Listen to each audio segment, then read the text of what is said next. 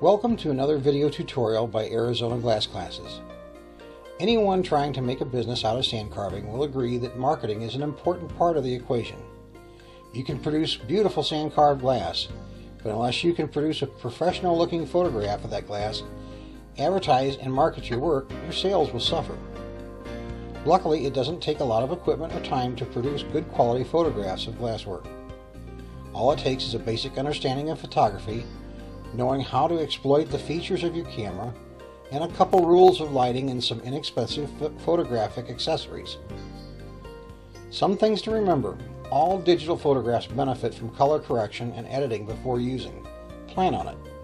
If you don't have photographic editing software capable of rotating, cropping, color correction, and sharpening, get some. Adobe Photoshop and Corel Photo Paint are two good commercial products, but there are free ones like Picasa and GIMP that will meet these requirements as well. A good photograph requires but a couple simple things: steady camera to eliminate blur, the right amount of light in the exposure, correct focus, and the right composition. A camera can be steadied by the use of a tripod, a tabletop tripod, or a camera clamp to clamp the camera to some stationary object, such as the backrest of a chair. Do not attempt to handhold a camera for these photographs. A photograph needs a certain amount of light to obtain a correct exposure. There are two ways to obtain that. Adjust the exposure time, the amount of time the shutter is open, and adjust the aperture to allow more light in faster. Both of these methods affect the final photograph, and both require that we override the automatic controls of our camera. The aperture of a camera lens is the mechanical equivalent of the iris of the human eye. It opens and closes depending upon the brightness of the light to control your vision. The aperture also affects the field of focus, or depth of field, of your photograph. For our purposes, we will want a wide aperture, lower number, which will create a photograph with a short field of focus. We will discuss more on this later. We will manually control the focus of the photograph to emphasize the glass etching. To do this, we will want a short field of focus, which means opening the aperture wide. With a short field of focus, camera movement can bring the subject in and out of focus easily, so it is important that you mount your camera on a tripod for a consistent distance and lessen the chance of camera shake. Lighting must be diffused, indirect lighting, to eliminate glares and reflections. We will diffuse the lighting through the use of a light cube or light tent. Lighting should be color corrected lighting, or you can adjust the color temperatures in post-processing editing. The background should be a seamless backdrop that is out of focal range to keep the glass the point of interest.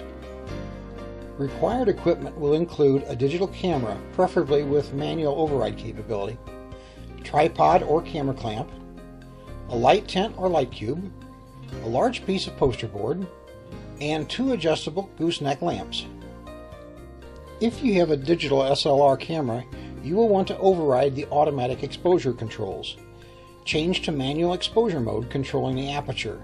Many cameras will call this AV mode for aperture value.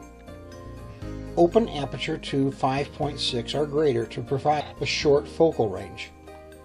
Set the ISO rating of the light sensor for normal, not low light. Disable the built-in flash. All exposure needs to come from the light tent or the light cube, not the camera. Place the object to be photographed on a sturdy table or work surface. Mount the camera to a tripod and set it up in front of the table. Assemble a light tent frame or light cube on the table.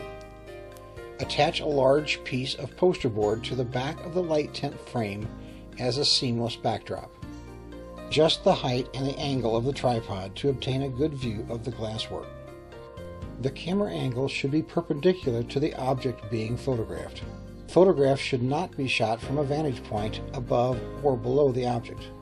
Incorrect camera positioning will cause an effect called keystoning, where parallel lines are foreshortened and look like they taper towards each other, even though the mind knows they should be parallel, as in the bottle on the right.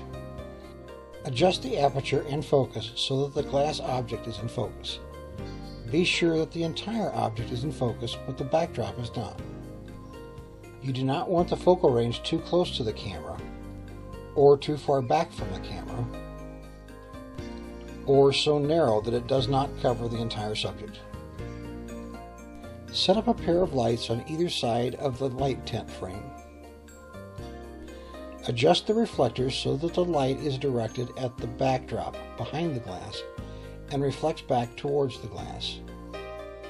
Place a white sheet over the light tent frame. Slide the light sources up and back, adjust the angles to get the best definition of the glass inside the tent. Verify that your lighting is correct and your focus is correct. If your camera has a remote shutter cable, depress the cable release. If not, press the camera's automatic timer and stand back until the photo is taken.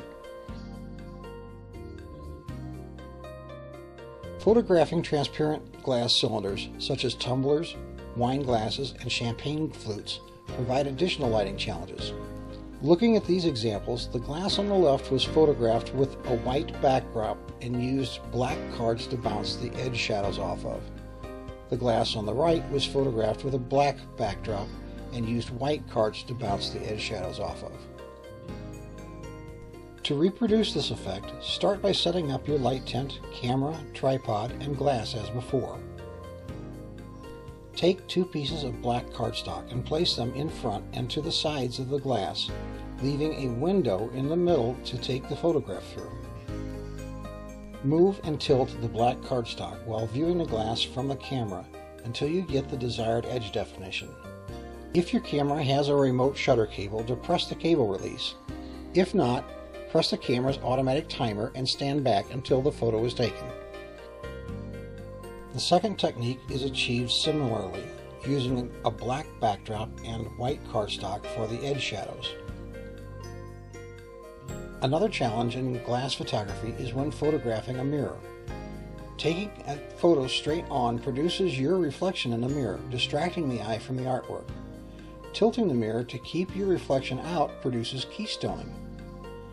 After placing the mirror in a light tent, a second piece of white sheet can be stretched from the opening to the camera and wrapped around the lens of the camera. Using this technique, the only reflection seen in the mirror is the white from the sheet, and if you keep your focal range short, even that will be out of focus.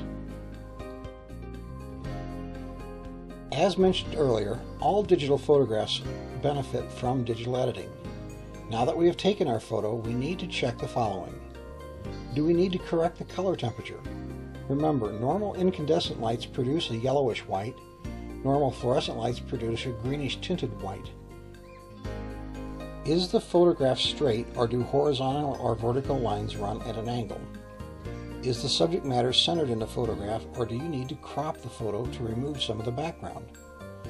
Run a sharpen process on the photo and enjoy the results of your efforts.